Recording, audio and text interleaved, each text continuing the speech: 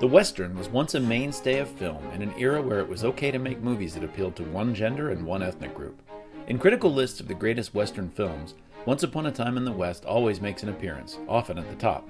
This was Sergio Leone's Western opus, a symbolic killing of his Dollars trilogy made without Clint Eastwood, but with a much larger budget than his previous Oder outings. At 2 hours and 40 minutes, this one tests the attention span, but is the time investment worth it? Pop open that jug marked with 3 X's and pour yourself some bourbon as we find out. It's time for episode 94 of Toasting the Classics, Once Upon a Time in the West.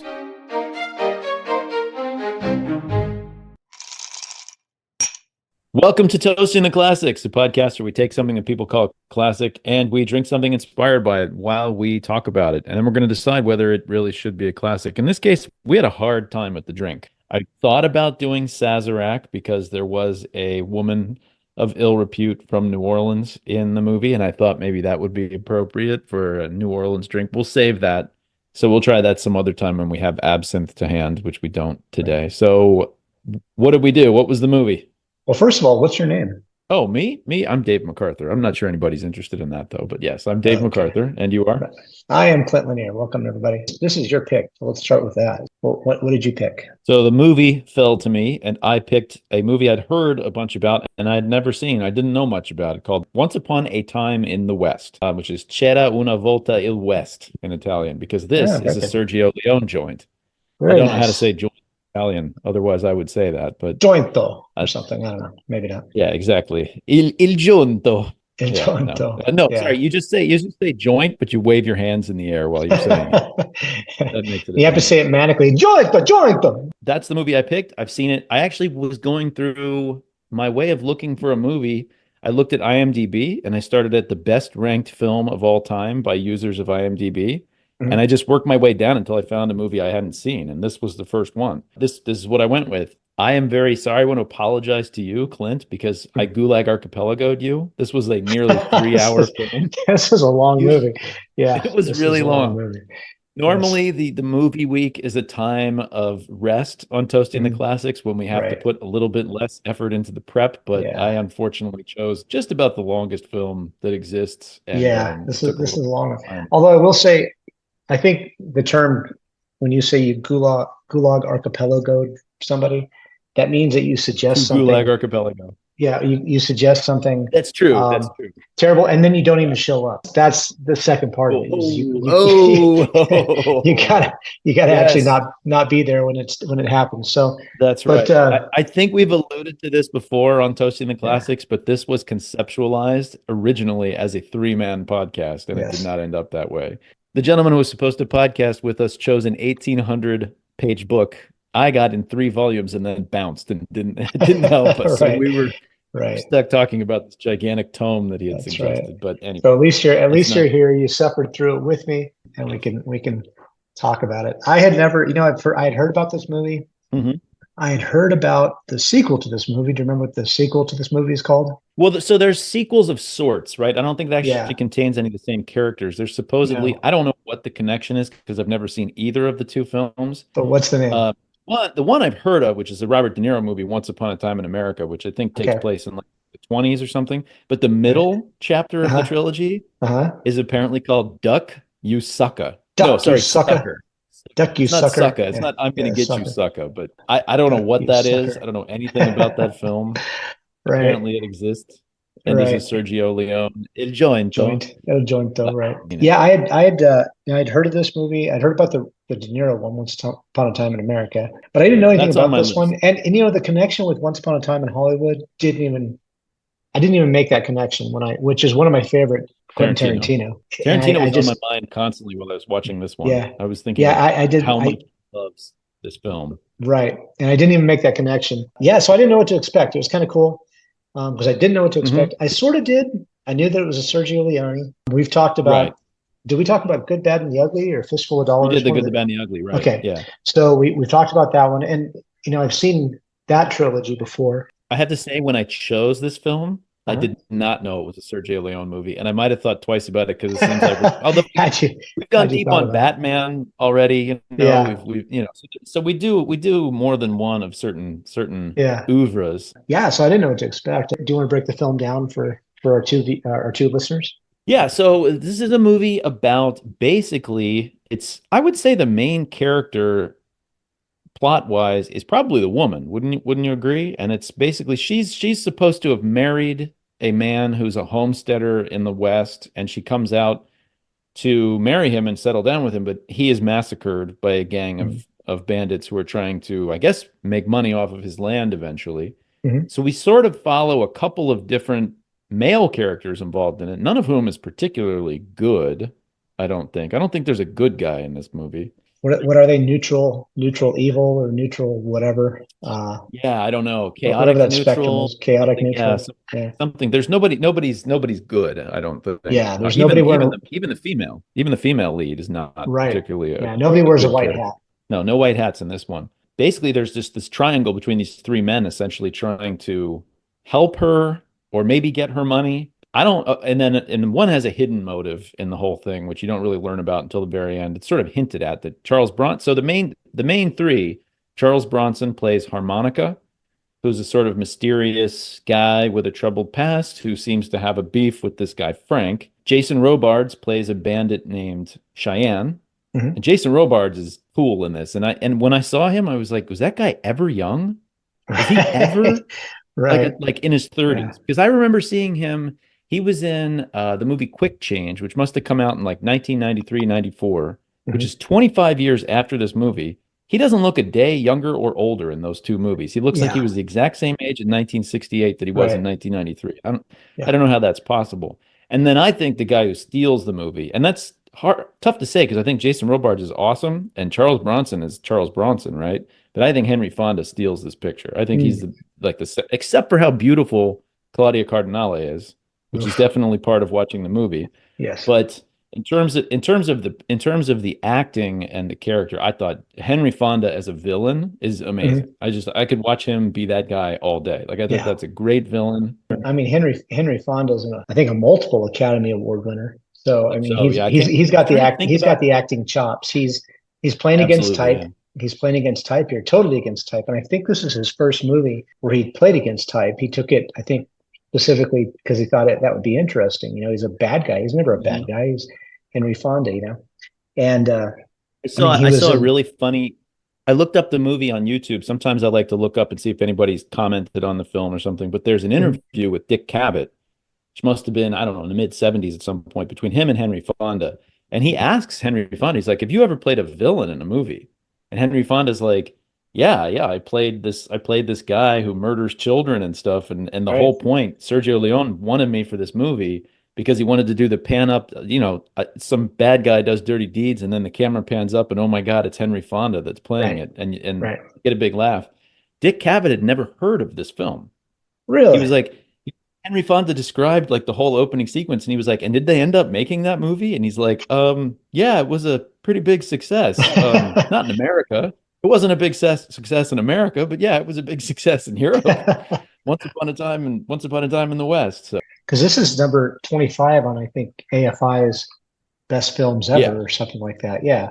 yeah. So But I think so much of this is in that the is Library of Congress for a work of yeah, they selected it for creative, preservation. I think a lot of that is yeah. based on the opinion of people like Scors was it Scorsese that said he really loved it, and then obviously Quentin Tarantino. I think it's Right. people who were big filmmakers in the 80s and 90s talked about this one after the fact. I don't think this made much of an impression in No, America I at the mean time. Roger Ebert covered it critically and liked it. I think he had a lot of critics. I think that was a thing. Is this really appeals Hmm. to this appeals to critics for a lot of reasons. I mean, there's the wide shots and stuff, but he sort of did that too already in, The Good, the Yeah. Bad, and the Ugly. And he's sort of known Hmm. for these huge landscape shots, as well as the squinty eyes. There's that theme Yeah. in one of them where it's like it flashes between Tuco and Blondie, and then Yeah. Yeah. the other bad guy. It's like it flashes to Yeah. The their gunfight. squinty eyes the whole Yeah. time, right? When they're in the cemetery or whatever. Yep. And so you have that kind of back and forth scene. And so there's a lot of shots that are pretty identical to hit some of his old shots, but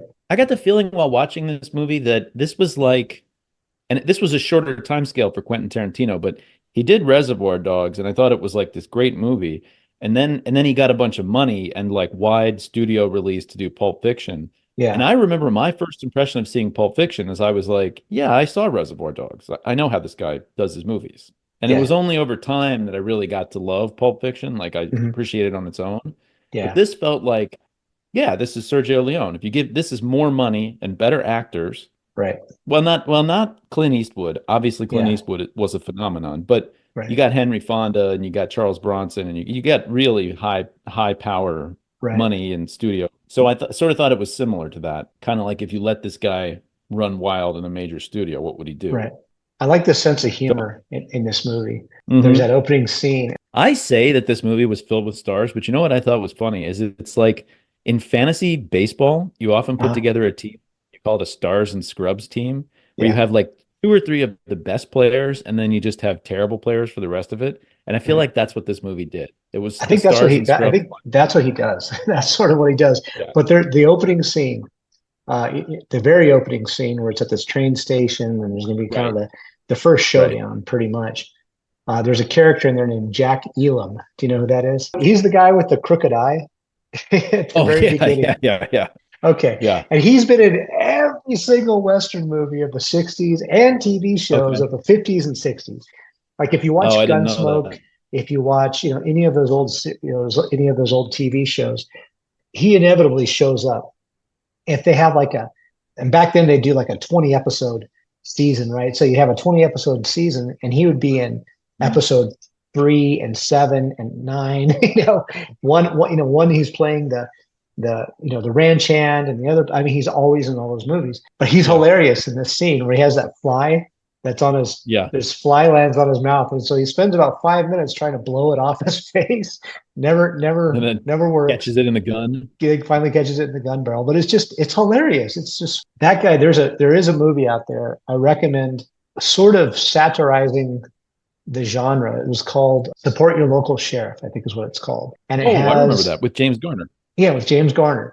And Jack Elam, Yeah. this guy, plays his sidekick in the movie. He's only his sidekick because James Garner is faster than him, like basically outshoots him. And the guy's, it's hilarious. I'm just thinking of one of those chameleons from Madagascar that like its eye can go one way and the other one can go a Yes, yeah, different direction. yeah, yeah. I kept thinking of one of those when I was looking at the Jack Elam's face. No, it's hilarious. In the early shootout. Did you notice who the other actor was?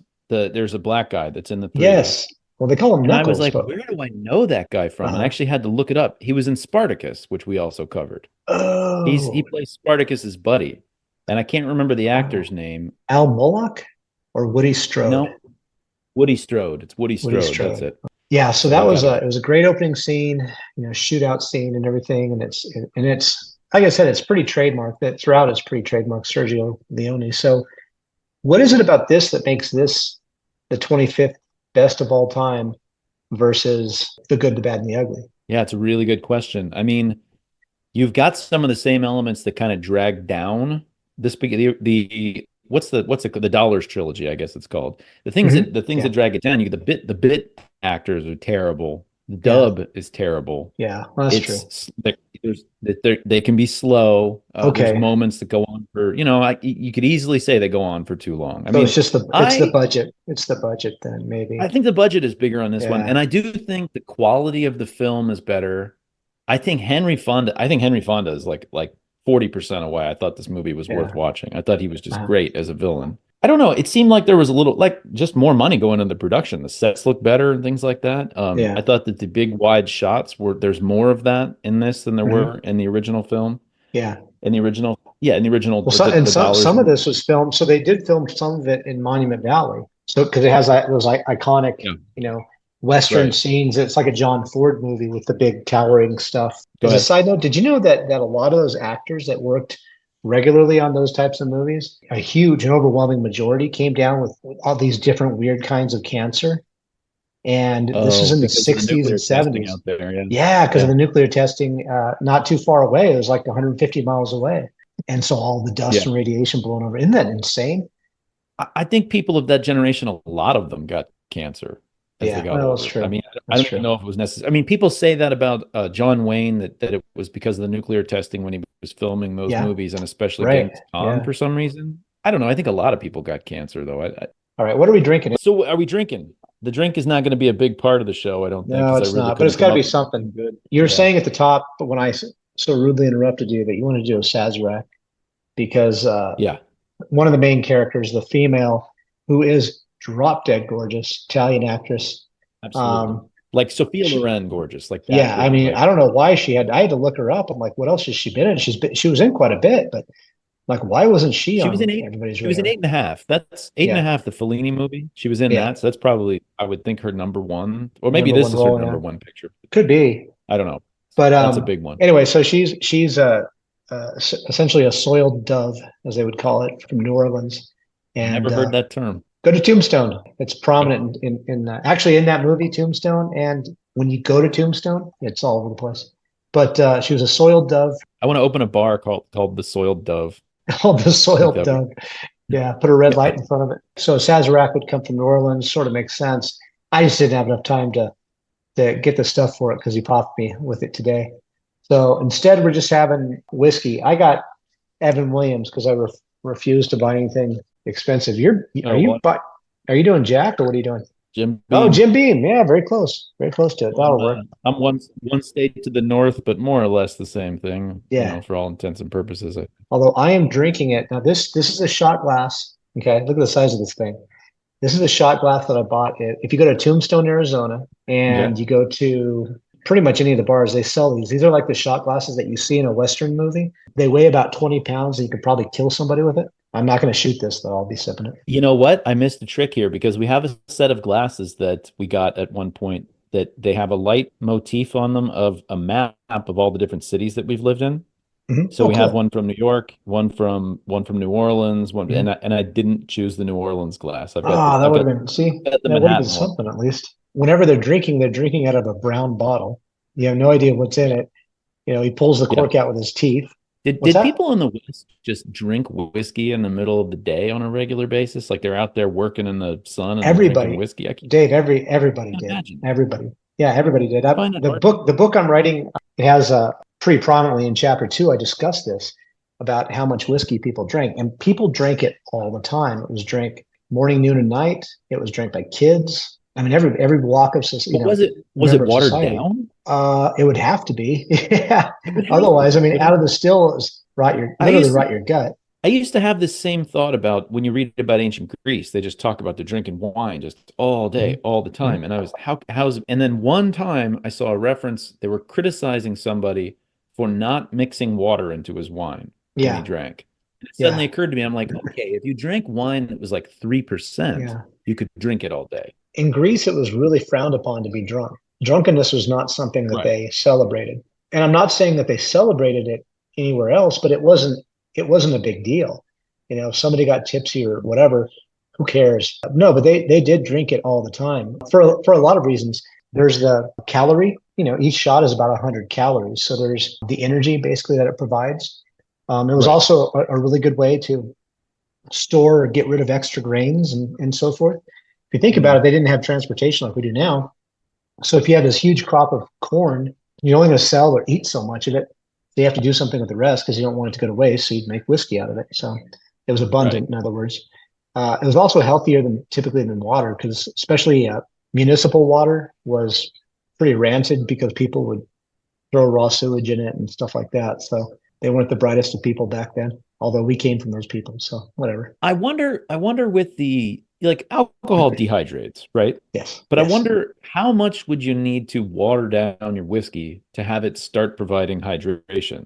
Like for the dehydration to be outweighed by Right. the amount of water you're drinking in it. I I, feel I like don't again, if you watered it down to beer level, you might be getting more water out of it than I That I don't don't know. know, but I do know that you'd have to water it down quite a bit. I mean, beer is, let's say, 5% alcohol by Yeah, volume. The right. whiskey that we're drinking is about 80% alcohol by volume. 80 proof, yes, 40% alcohol Yeah. by volume. So you'd have to water it down quite a bit. That's You what know, we're they drinking anyway today. That's what we're So drinking. That's sort of what they drank. We'll stick to that. Although it wasn't a big part of it it. always I feels mean, appropriate for Westerns to have whiskey, I think. It just how long would this movie be if you took away the 5 minutes camera pans and focusing on somebody's Yep. eyes for 2 minutes? Yep. If you took all those Sergio Leone shots away, this movie would probably be about 45 minutes long. There's two things I want to say about that. First of all, I have a theory that when you make a film, The film should be 120 minutes. If it's Hmm. shorter, add something. If it's longer, cut something. Because 120 minutes is exactly the length of attention span that I think you can tell a good story in a film with. I don't know. That's just a theory of mine. I don't know what other people think of that. But the other thing I'm thinking is that what I kind of was thinking about in this movie, and I've picked up on it before in other westerns that I really like The Unforgiven Hmm. has a big aspect to this. They're always psychological. They're like Yeah. psychological dramas in a way that no other action genre, Arnold Schwarzenegger or like Die Hard, which is a great action film, let's say. There's not a lot of psychology going on in that film. A little bit, but not the same way of like two guys against each other kind of thing, like what goes on when two people decide to fight. And that goes on in a Western in a way Yeah. that lends itself to slow, quiet scenes. And Sergio Leone picked up on that. And there's just a lot of, those Yeah. guys like showing the scene with the guy with the fly and what they're the guy with the water dripping on his head and stuff. Yeah. And all Yeah. that is about showing these are hard guys that are waiting to kill somebody, and this is Mhm. what they're doing while they wait to kill somebody. Yeah, and it builds tension, and it's that It tension builds that tension, right? supposedly work. There, again, I'm thinking about Once Upon a Time in Hollywood.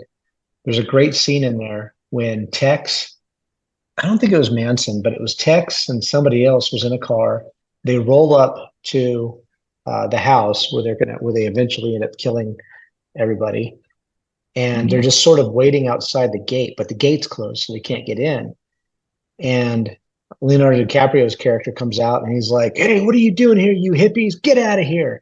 And you see them, Hmm. they're like, they look at each other, and you're thinking, "Oh man, something's going to happen." And so the Right. music kind of intensifies, but then it goes down and they drive away. So it's like in that little moment, and so there's this tension that builds up.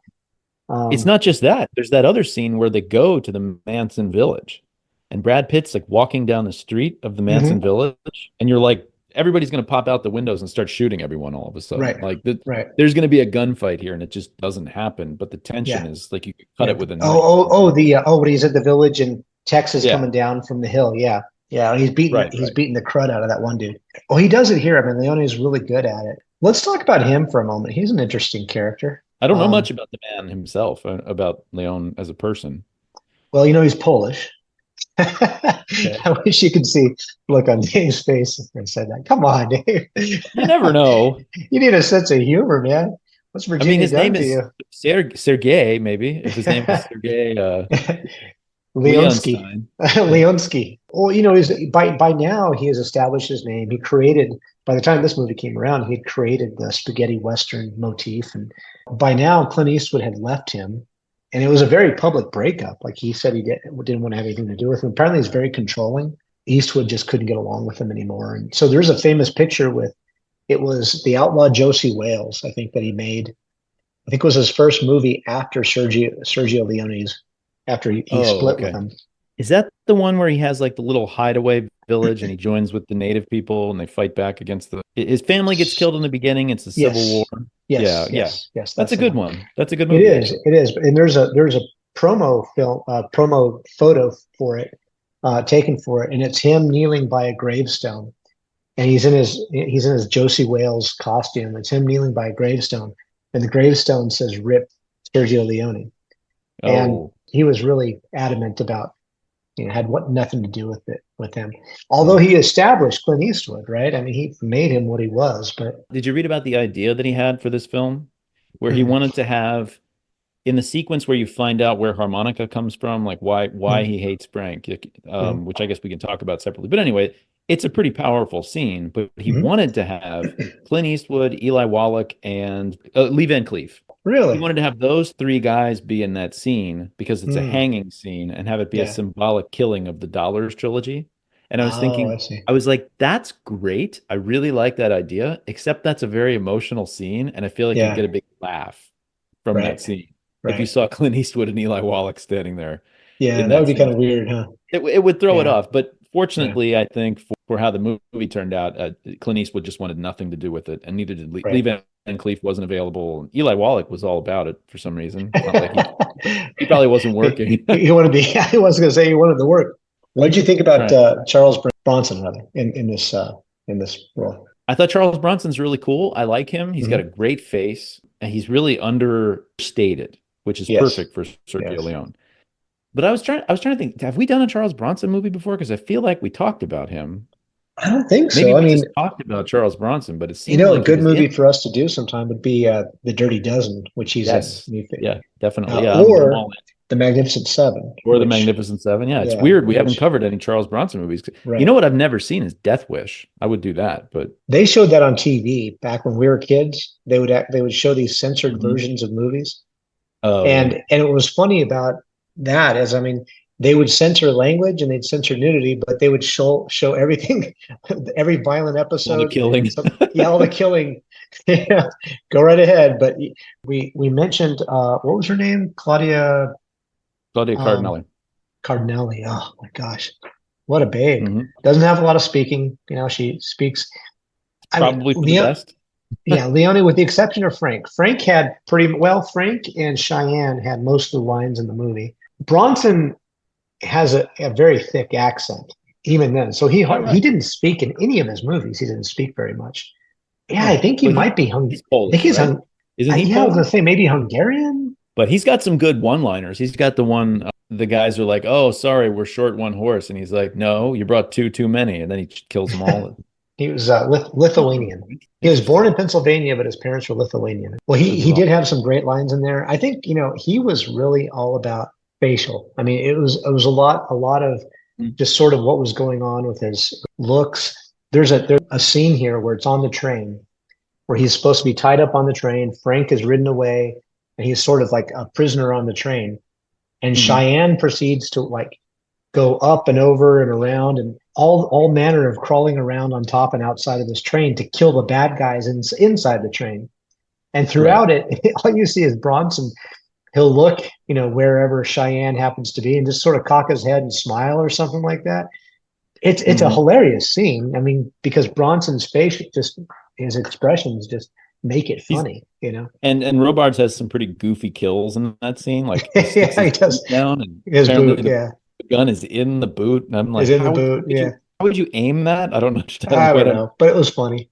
It was Um, good. It was a funny bit. But have we talked about the Kuleshov effect before on the podcast? It's this idea that like theorists of film have that you could show a face that doesn't move or not, or yeah, a face that doesn't move. It has to be a face because what you do is if you show it and you play certain music and you put it in certain context, the audience fills in the emotions to the face. hmm. And it's like, for Oh, I instance, see. like Darth Vader's face never changes. It's just Right. a helmet, right? Yes. But depending on how you frame him, he can seem angry, he can seem scary, he Hmm. can seem sad, he can seem wistful. It just depends Yes. on what's going on. And I think that's the theory behind Charles Bronson's acting. I think he's just like, look at this face. This face, it might as well be a leather mask because it's just, it's very leathery. He's got these great big hoods over his eyes. And I think if you show him kind of squinting at something, you're thinking, oh, that's quizzical. He's being quizzical Yes. there. And the next time you're like, he's really angry. Yeah, but So I think all he does is squint. yeah, exactly. His eyes were never open. Whoever invented sunglasses would have made a killing in the Old West because all they do is oh squint. yeah, I was thinking that. I was literally thinking that in this movie. Yeah, But what's funny exactly. is they're all wearing hats and they're still squinting. Like the Hmm. hats Well, apparently do no good at all. I mean, half of the people in the movie have blue eyes. I don't know if you know what Oh, it's that's like to be true. a blue-eyed man in the desert. I think you probably know a little something Yeah, about this, but I might it's know a bit about that, but still, I wear a but hat. it's, The hat helps a bit, you know. for years and years, I always, like I'd be on the baseball field or something, and Hmm. the glare is just killing me because of the blue Hmm. eyes, and I always Yeah, wondered why on earth would anybody be born with blue eyes? And right, you know what I right. realized about it? I Hmm. see better at night than other people. It's the same. It's the flip side of not being able to see in bright To see sun. during the day. Is Well, maybe, my yeah, eyes yeah, absorb more light. I can see better in the yeah, dark than other people. So yeah. anyway, Perhaps so. You know, I there's something about the way Leone's characters look. They always look dirty and grimy. this one everybody looks like they really need it. There's talk of baths, but no baths They need a happen. bath. Yeah, Yeah. everybody needs a bath, and it was sort of like that. Was it Puko or whatever that guy's name in the Tuco, right? Tuco? Yeah, Tuco, not Yeah. Puko. Tuco. Yeah. Tuco always looked grimy and sweaty Yeah. and terrible. You know, but everybody in this one, everybody looks like that. And so this is 64, I believe. Is that right? 68. 68. 68. It's Okay. pretty late in the game, really. Yeah, pretty late in the game, but it was still, you know, John Wayne was still making them, and he always looked clean and I was thinking about this one because obviously the train is coming to town and the train is coming the whole time, right? yeah. And I was thinking, I think that's a metaphor for like the closing of the West, right? The train is coming and all I these think so, guys, yeah. their livelihood as Western, combatants is going to be ending. And I was thinking, Yeah. is this movie kind of closing the door on the era of the Western in film? Hmm. Yeah. Because it's really the 50s and 60s is where most of, I mean, and before that, obviously 30s, Yeah. 40s, 50s, 60s, but Right. there's the spaghetti westerns which kind of rejuvenated it in the early 60s. Hmm. But then I was trying to think, am I wrong? Like there's things there's like Silverado in the 80s, Unforgiven in the 90s. But those are definitely somebody that's like when you hear a jazz record from today. It's like, "Oh, we're going to do something people used to do and show you what it's like today." I don't Hmm. really know if there was ever like a really big Western boom in films after this. Was there? Am I'm I gonna tell you there was actually because I didn't know, so okay? I just looked it up. But Okay. in the 1970s, you've got High Plains Drifter, Outlaw Okay. Josie Wales, Joe Yeah. Kidd, Rio Lobo, The Cowboys, Two Mules for Sister Sarah. Just going off the ones that I've heard of. Little Big Man, remember that one? Chino. You've actually got a lot of Oh, Charles Bronson ones. There are still a lot of them, but it's they're getting different. I mean, I'm just going yeah. down the list here, and you can see that. They're Well, they artsy. are. What's the one that's very like Cat Ballou? You ever see that one? Yeah, Cat They're, Ballou. That's a funny they're one. things like That that, you know. They're that's a just funny one. Yeah, they're either funny, yeah, because they're either satirizing, like the mhm. genre itself. The point is, they're not the clean cut hero wears a white hat type of movies that were in the 50s and early 60s. It's not High Noon. I think they're all sort of Yeah, this one I think was consciously riffing off High Noon to some extent. And yeah, then yeah. there was a list of other movies. Maybe I don't know the pre-1968 Westerns very well, so I kind of Hmm. didn't get like I've never seen The Searchers. I have seen Shane. Hmm. I'm kind of familiar with the genre to some extent. I have to admit to a little bit of when I was a kid, my dad would put on Westerns, and I sort of thought of it Hmm. as like a boring genre that my dad liked. And Sure. then I think as I got to be in my 20s, I was like, oh, this is a great genre. Hmm. Like I started to appreciate the psychological Yeah, dimension. Like I liked the World War II movies much better when I was a kid watching my yeah. dad's old Oh, so did movies. I. I love those. They still had the same type of atmosphere, I guess, or approach, which was that the good guys were clean shaven. The good guys were like approachable. They never cursed. They never womanized and never did anything like that, right? Mhm. The good guys Right. were good. And I mean, the war movies were basically just a Western, but set in war, essentially. And Yeah. and I think in the 60s, late 60s, I think beginning with the spaghetti Western, and I'm gonna venture and say, the Dollar Trilogy, I think that sort of broke the genre because it made them grittier and dirtier. Mhm. And Yeah. in that one, you've got the protagonist doesn't wear a white hat. Yeah. He's trying to get money. He's good in that he doesn't like rape women and kill people indiscriminately, but Uh, he's not there to try to stop the bad guy. I wish I could talk about this more intelligently, but I would venture to say that the anti-hero sort of comes about in the Yeah, 60s. And I could be maybe. wrong. Yeah, maybe so. I can't think of where that started, but I definitely know, like for instance, the Batman that like we enjoyed in the 80s is the Yeah, anti-hero, right? He's right, very different from the Batman that existed before that, which right. was well, no, originally he was pretty dark, but the one in the 50s and 60s is a Yeah, it corny. was a cartoon character, right? It was a Right. caricature, But But the so I anti-hero think, came. I think that a lot of it. I think a lot could be said for the baby boomers yeah. dominated culture for such a long time, and Hmm. they got to an age of like psychological maturity at about the time where you Right. start seeing anti-heroes because they were interested in psychological Yeah. Well, maturity. and I think So also the fantasy of America had began to disintegrate a little bit in the 60s.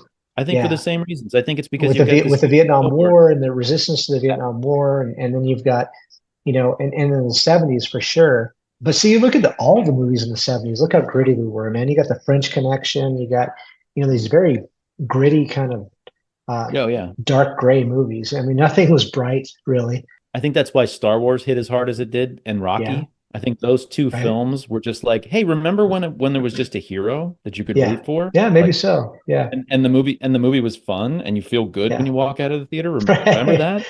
Let's try God, that. there are some Yeah. depressing movies in the 70s, man. I mean, But just they're great. depressing. They're great movies. Obviously, that kind of a film is more The sophisticated. French But Connection was the French French Connection's Connection, yeah. depressing movie.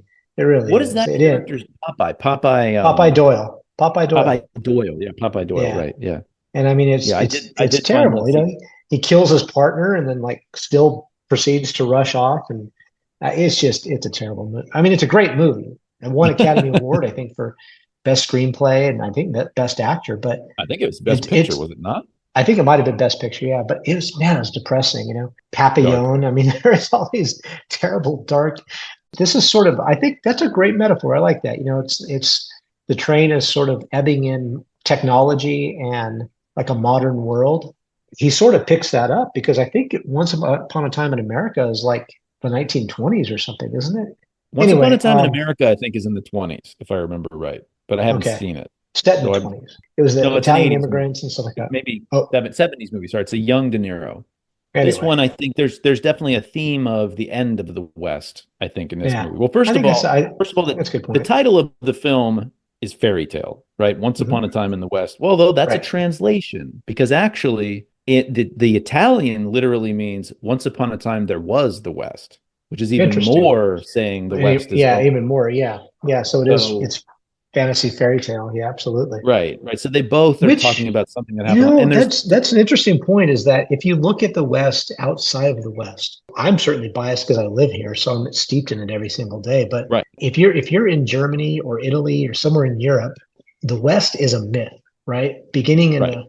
the with like Have Gun Will Travel and all, like the really old ones, the Roy Rogers and all those other ones, the singing cowboys and stuff, and I guess the 40s and 50s. So Sergio Leone, I think, was probably born, I'd say in the 20s or 30s, just as Sounds a about guess. right.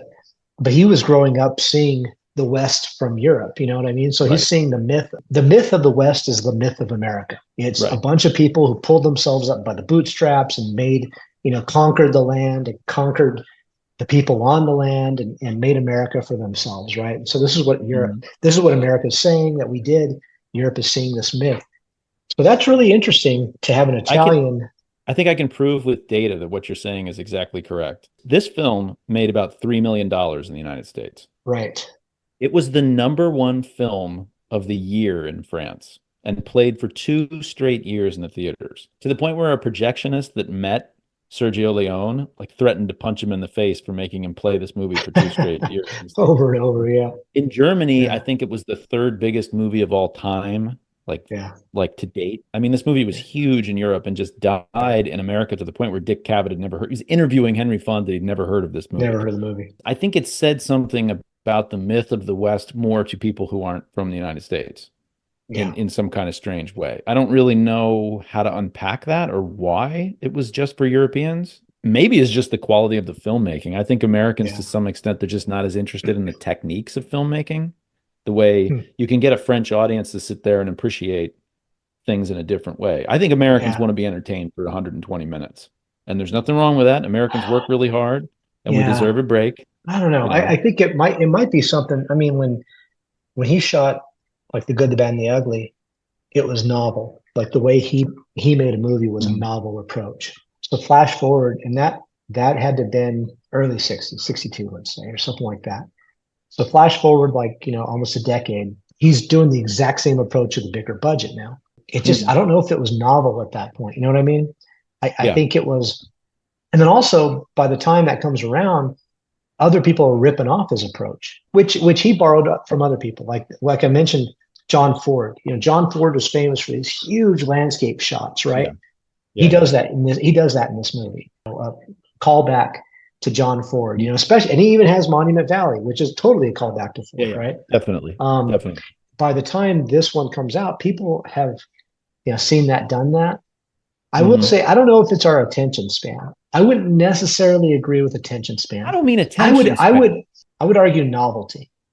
And I would say that we'll sit for 2.5 hours for something new versus even an hour and a half, something we've seen before. And in this case, Yeah. you've got 2.5 hours of something we've seen before. That's 10 Yeah. years old. I mean, he Yeah. had his style of movie making and he just sort of repeated it, right? So I think some of it also might have to do with, you hear Sergio Leone, you want to see Clint Eastwood, right?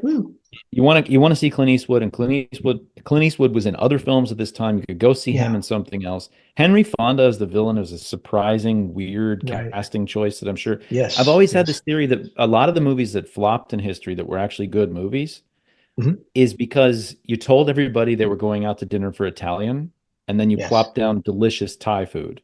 And everybody's right. like, what the? Yeah. I was in the mood for Italian. I hate this Yeah, yeah. movie. You got me all yeah, you got me all hungry for There Italian. was this Yeah. there was this great movie that came out in the mid 90s called Fresh. And they billed it as this gangster picture, like I mean, Hmm. Boys in the Hood, Juice kind of thing.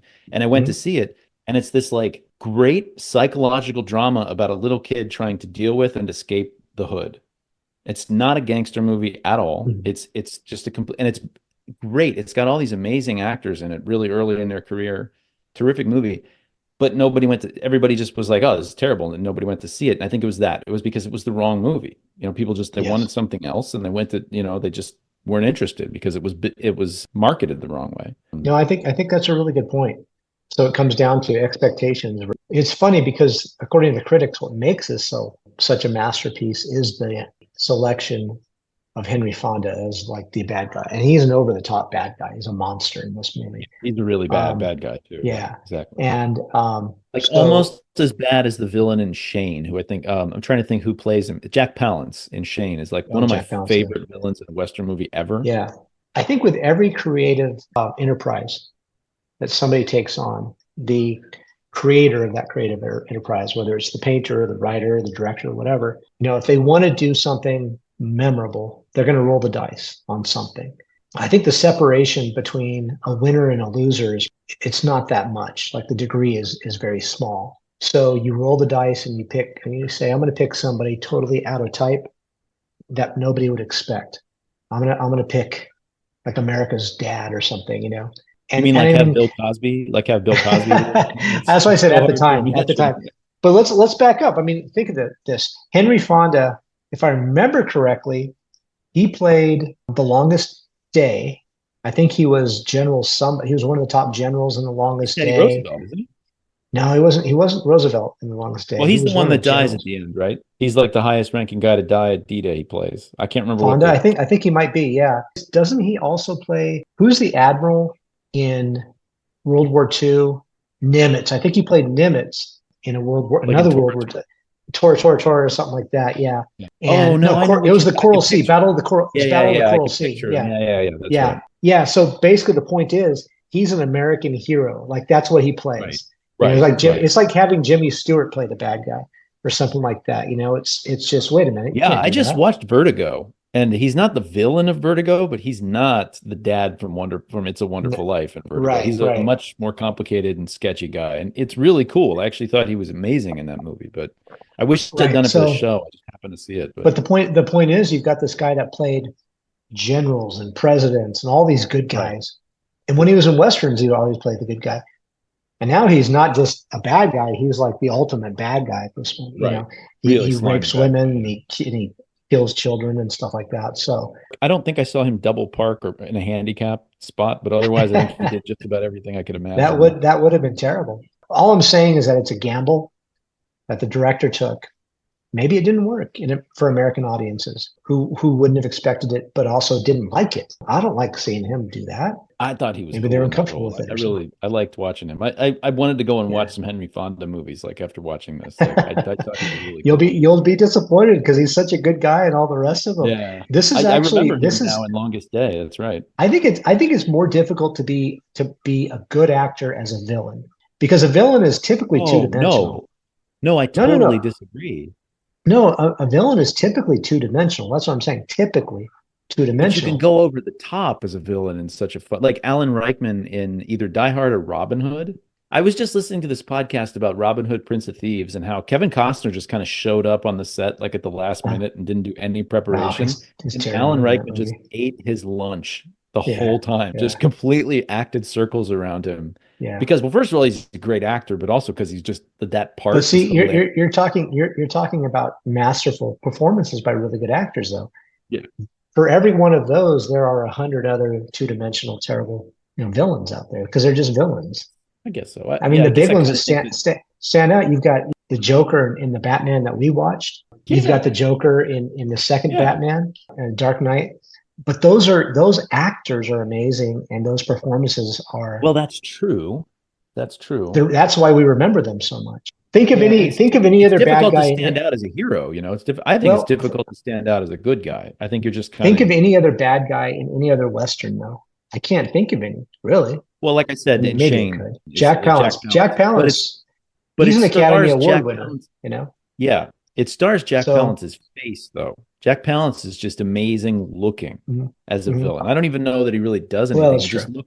He True. looks like he could just kill everybody the Yeah. second he looks at them with it. He's like Do you leaning remember against the wall when you first see him, and he just looks like murder incarnate. He's just do you amazing. remember He when just he won an Oscar yeah, and he for did City push-ups on Slickers? stage. Yeah, he One does armed the push-ups. one arm push-ups at like Yes. 85. Yeah. That was awesome. Well, anyway, I think we should probably talk about our biggest surprises here. So you had this Okay. foisted upon you. I mean, yours is going to be the vote on the film because you were the Yes. foistee. But also, I think you should go first for biggest surprise. Okay. Or maybe So I biggest should, since I surprise, chose it. Anything that surprised me is strange that it surprised me, right?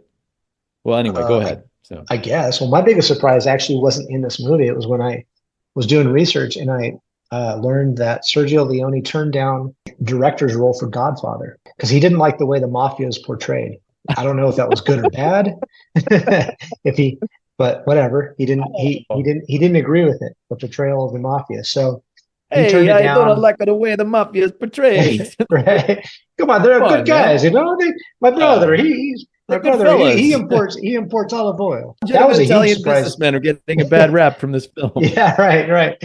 So that was a huge surprise for me.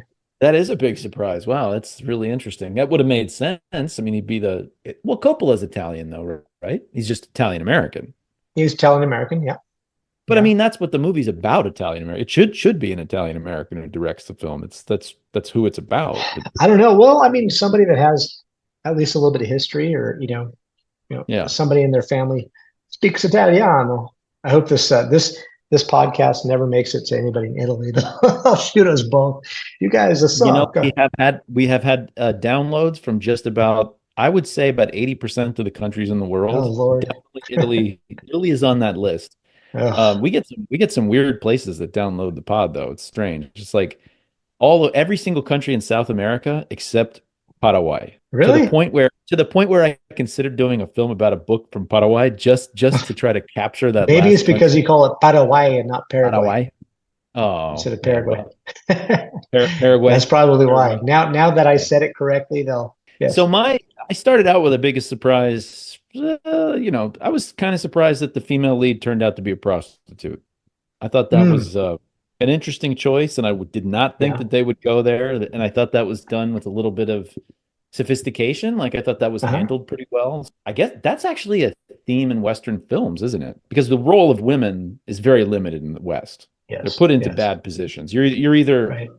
like a piece of property to be traded around or potentially Yeah. threatened, or you're a prostitute. There's not a lot of That's a good point. You know what's interesting? So that's a character. That is a character in the yeah. canon. And it started with a movie called Stagecoach. That it was John Wayne's first big budget movie. It was in, I want to say like 39 or something like that. But in that movie, you've got the prostitute with the heart of gold. So one of the characters, one of the passengers on the stagecoach, and they always allude to it. No, they always say, "Oh, she's a working girl or a dancing girl or a madam or something like that," right? Miss Kitty was a madam in Dodge City. They never really get around to saying it, but she had girls. She ran the Is that on Long you're Branch talking about Saloon. on Huh? Gunsmoke? Yeah, and Gunsmoke. Miss Kitty Oh yeah. was Jotted down as biggest anyway. surprise was the prominence of the prostitute as a character, or Yeah, that character turned out to be. right. But what was a weird surprise, and this is kind of a footnote type of surprise, the actor who plays the auctioneer is a Mhm. very familiar face. I mean, I was looking through his IMDb trying to find out what is this guy from? Like, Yeah. I know he was in Doctor Strangelove. He plays the guy who, when the general is trying to take over the base and one of the soldiers comes in and like arrests him, he's that character. That's what I really remembered him from. But he's all Oh, over interesting. TV in the Interesting. 60s. Huh. And on his IMDb credits was Chester Copperpot in Goonies. What? And I was like, you mean Wow. the desiccated corpse that they find inside the mines? Was there there must have been a Well, deleted scene? Oh, there He was had a an photo. ID. He had ID. Oh, that's Remember? what it Oh, no, no, was. no. The The newspaper clipping. newspaper. That's what I was thinking. There must Yes. have been Yeah, a the newspaper newspaper. That's photo, right. and they got this guy That's to right. play Chester. I was surprised Yeah. that Chester Copperpot is in That's IMDb. awesome. I think it's come down to the time where you, as the foistee, need to weigh in, and I'm We were curious supposed to. because I'm sensing ambivalence. There's a disturbance Don't you have to sell it first. to me? I don't know how I feel about the film that I want to sell it to you, but I think I think to some extent, I think you could argue this is, like I said, Pulp Fiction is like the apotheosis of Quentin Tarantino and everything he does. All the Pulp Mhm. Fiction, I think, is there's so much more going on. Yeah. This is like the height of what Sergio Leone does. So if you like his Yeah. movies, you have to ask yourself whether this is the classic or whether the early stuff with Clint Eastwood is the classic. I don't know. I mean, this gets awfully big ratings from people all over the dial, and I did appreciate it quite a bit. I love the quiet scenes, like the first part where there's no Hmm. music. There's just that windmill sound Yeah. going over and over again, and I Yeah. really He do seemed to, appreciate. he liked those things. He Yeah, liked these weird noises that things made, like the train always huffing and puffing or whatever, it's a or really cool sighing. juxtaposition because you've Uh, got the Ennio Morricone like soundtrack, which is phenomenal, hmm. like absolutely perfect and phenomenal. And so there's moments where he tries to just get rid of that. And when that's gone, you've got these amazing diegetic sound effects that Hmm. drive things. Except the harmonica. I saw in the Wikipedia article they were referring to the diegetic harmonica, and I was thinking Hmm. that is not the sound of someone playing harmonica. That's Pipe, terrible. that is piped in music from somewhere else. It doesn't even really sound like a harmonica. Um, It was terrible. It was annoying. so, I mean, Yeah. I think this is a beautifully done film. I think the actors are great. I love Jason Robards in this. I love Henry Fonda. Charles Bronson, I don't think this is one of my favorite performances of his, but he's cool. He's just a cool guy. He's charismatic Yeah. and fun to watch. I love Claudia Cardinale a lot. So, Ew. the cast was great, but then as soon as you get below those four, you drop down to Jack Black looking dude who runs the Chinese laundry. Who's Yeah. a Yeah. disaster, like absolutely Yeah. It terrible, was pretty terrible dub, terrible. terrible actor, not even Yeah. credited, by the way. That's how bad that guy was in this That's movie. how bad he was. Yeah. He's in like four scenes. He's totally in the movie and has a Well, bunch he of has lines, a big not speaking part. I credited. mean, he actually Yeah, they need him to make the movie happen. So I mean, I don't know. I'm gonna leave it up to you to make the vote. I would man, be on the fence myself. I don't think this is a yeah, bad movie. I think this is a hugely mm, influential movie, but I'm gonna leave it to you. I don't know. We'll see if we're gonna yeah. toast. I'm just going to cut right to the chase. I don't think this is 25th AFI's best movie ever. I just don't see it, man. I think a lot of that work might have come from critics closer, more contemporaneous than we are. Again, you've had 6 years of Sergio Leone's movies by now. By the time this comes out, I mean. And so it's Mhm. sort of more of the same, but with a bigger budget. If something works, it works. I mean, you can argue that Scorsese's movies all sort of look alike. He has a lot of the same tactics and stuff like that. Yeah, yeah, yeah. A lot of the same sort of shots and stuff like that. But he seems to be I able think to make it. Scorsese's guilty of that big time, but like Kubrick, Yeah, every movie's different. That's why I think every movie's Kubrick different, right? better Every is movie's better. different with Kubrick and with some others. I mean, oh man, it's an annoying movie. It's novel with the good, the bad, and the ugly. The squinty eye things. Where So it's. one thing I noticed that I think will Mhm. make you like this movie we watched a little better. Uh-huh. The European version is 2 hours, is 20 more minutes longer. Oh This Lord. 2 hours and 45. That's the Yeah, American cut after they got rid of yeah. some stuff. Like So I the said, film, I don't think it's attention span. I think it's just novelty. I think the novelty's worn off on his sustained shots in somebody's eyes for 2 minutes. mm, With the loud music playing in the background as it rises and everything else, and then mm, all of a sudden there's a quick flash of light, and blam, the guy's dead. mm, Okay, you've got 12 minutes of suspense going right, from eye to eye to eye to eye. Centering shot, back to eyes, back to eye. The same, exact same thing as any of his early movies. yep, With the choir and the instruments rising above to this din that you just can't stand. When all of a sudden somebody twitches, and next thing you know, he's dead. right, And it's too fast to even really enjoy. It's not yeah, like you can really enjoy somebody pulling out his gun and shooting. It's just it's over. And you're like, right. oh, well, that was kind of a letdown after all that. Man, I'm sorry. I'm not going to toast this classic. Um, Oh, all right. All right. this is a first in a while. This is a first in a It's while. I been a know. while. It's been a while, but we've Now, been serving ourselves here's the thing. softballs. We've been doing things like The Wasteland, where it's what are we gonna vote against that? I mean, Well, okay, but see, we toasted the good, bad, the ugly. That was his entrance into this. This is the same thing yeah. with a bigger budget. He didn't change anything other than location because it cost more money. And maybe the acting was a little bit better. Now he had like 4 or 5 actors instead of just like 2 or 3, maybe. Mhm. It's the same movie, not the same movie. Well, it is sort of the It's same movie. pretty It's a different similar. plot. If you think about, you got the three guys. Yeah. One of them's goofy, one of them's evil, and one of them's Hmm. like a little more of a hero. Pretty much, Yeah. Clint Eastwood is like Charles Bronson.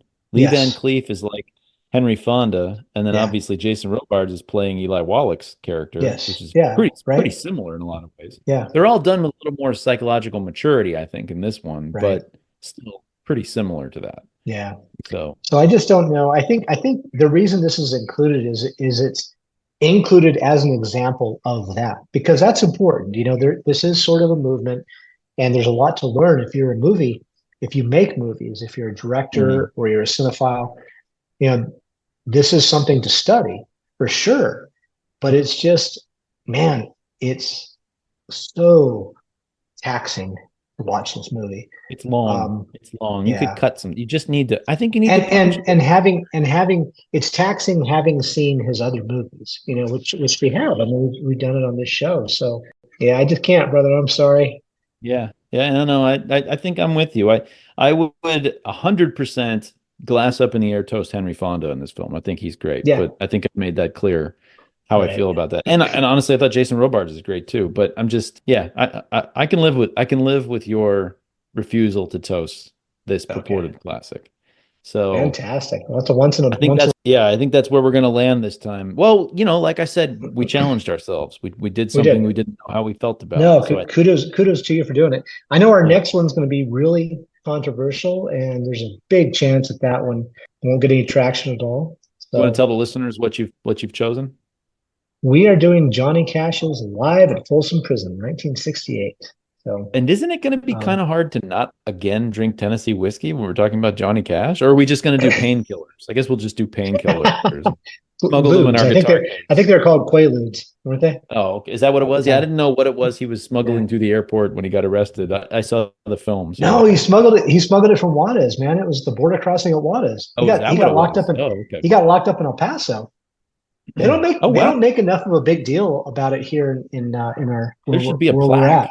There There should be a should be a plaque on huge the wall. plaque. There should be I like mean, a Johnny there's a Cash plaque on the wall lockup where days or something. They Billy the should have Kid a was locked up festival. in Mesilla, Yes, they should have and that's festivals about apparently this big stuff, history. man. Yeah, Yeah, I exactly. don't know. So anyway, Anyway, well, I'm sure it's going to fail spectacularly because that guy can't sing or write. I think we're going to end up with a bullpen episode in between because check this Okay, out. I what's am up? on my way to Dork Weekend 9 where I go Nice, with my buddies and we play D&D for a couple of days. And I nice. talked them Okay, into watching Monty Python and the Holy Grail and doing just a big everybody talk about it for a Toasting the okay, Classics episode. okay. So I don't know how well that's going to go, but that's the plan. We're going to try that out. Good luck to that. Can I tell you real quick a neat piece Sure. of a fun fact about the Holy Grail? Do you know who funded that movie? I have no idea. George Harrison. Nice. He's he was Maybe I he was knew a that. Yeah. he's a personal friend of not John Cleese, but one of the other actors, and Nice. they couldn't find any funding for it. And Harrison mortgaged his house to pay for that movie, and then made it back in spades. Obviously, he made like double his money. Maybe we should have you appear in holographic image in the middle of the room, like I'll be like back Tupac. like that. Yeah, Yeah, exactly. So, yeah. but Make me young and skinny and like ripped, just like Tupac was in his nobody holographic would have any performance. idea who the hell you were, Clint, if we did that. Very good. Touche, Use the you piece audience. of. Anyway, um, All right. all right. So Well, we did not toast Once Upon a Time didn't in the toast. West, and I apologize to Quentin Glasses Tarantino. down. I know he's a listener, so I'm sorry for that. But for Toasting the Classics, this is Dave McArthur. And this is Clint Lanier. And peace out, everybody. Thanks for joining us. Peace. That's it for episode 94 of Toasting the Classics. For those playing along at home, and for those brave enough, mix up some rum, vodka, gin, and Midori to make a hand grenade for our special Dork Weekend 9 discussion of Monty Python and the Holy Grail. Do yourself a favor and skip the Everclear in that drink. If you'd like to get in touch, please send us an email at toastingtheclassics@gmail.com. Send us show ideas, comments, complaints, and let us know your pick for the 40 minutes that could have been cut from this movie. Check out my blog at theattractivenuisance.com and follow us on Twitter at @reactivenuisance. Our music was written by Michelle McArthur. See you next time on Toasting the Classics.